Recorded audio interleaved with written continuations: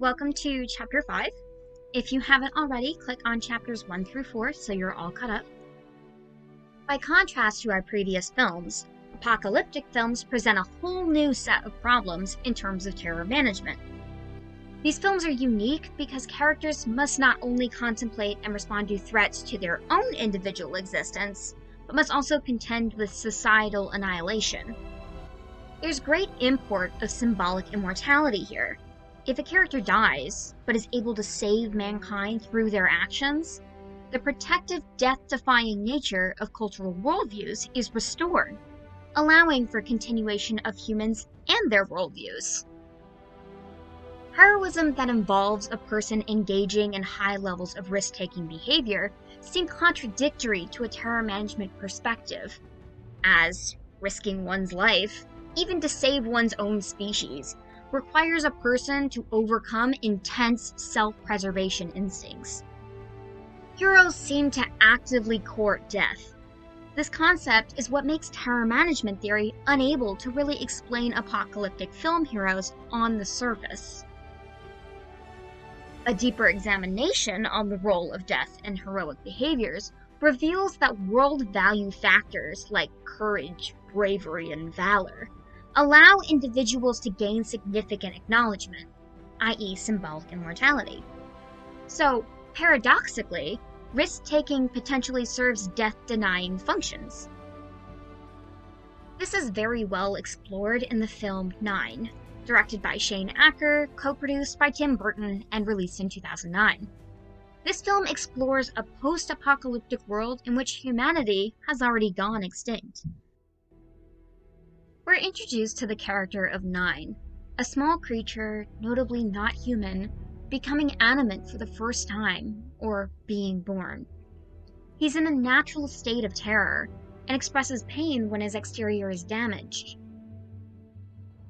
We find out that the scientist who created these creatures, 9 creatures in total, has imbued each one of them with a piece of his soul. He calls them the last of humanity. These creatures are then the scientist's literal and symbolic immortality project. The film even comments on the contradictory nature of the brave, saying, "You forget to remember to be scared." When a great machine begins killing off 9's fellow creatures, 9 refuses to believe that they are truly gone, which is definitely a human characteristic of denial, the first stage of grief. Arriving at the end of the film, the resolution isn't to revive his fellow kind, but to release their trapped spirits.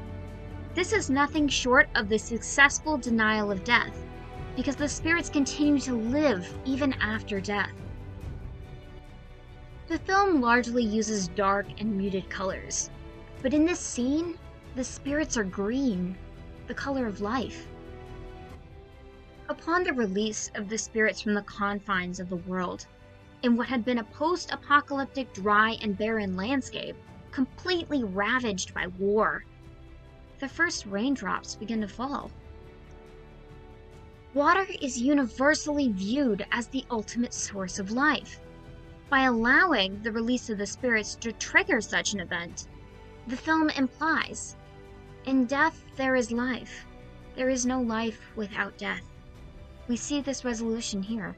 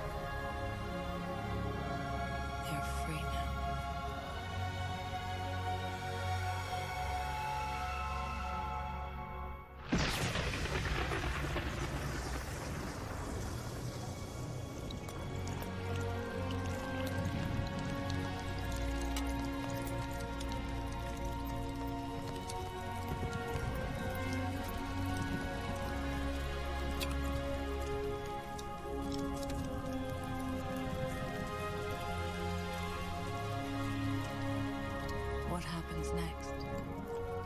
I'm not sure, exactly. But this world is ours now. It's what we make of it.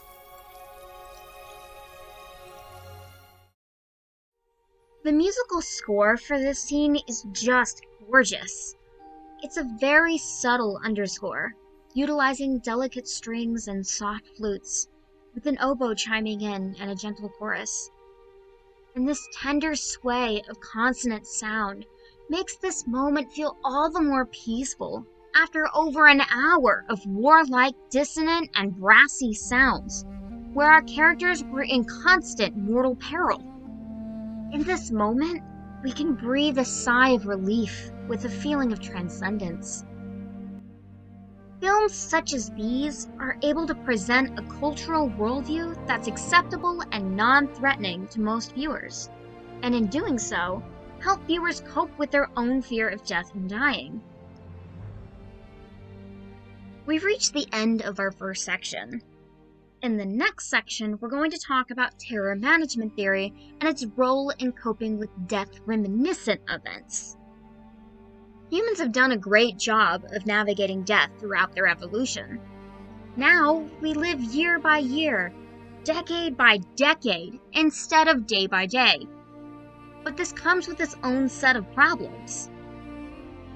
Now, we are capable of invoking fears and anxieties upon situations that are not directly tied to our own mortality.